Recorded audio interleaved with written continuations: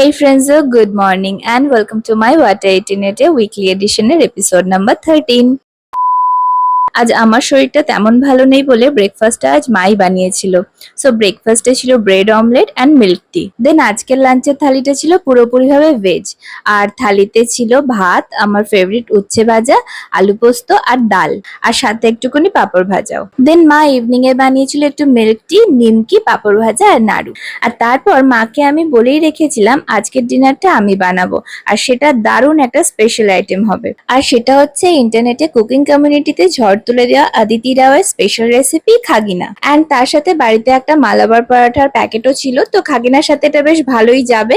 তো সেইগুলোকে একটু বাটার দিয়ে স্যালো ফ্রাই করে নিলাম। আর টেস্টের কথা বললে আমার খেতে বেশ ভালোই লেগেছে, বাট যেহেতু ফার্স্ট অ্যাটেম্প সো আর একটু বেটার করাই যেতে পারে।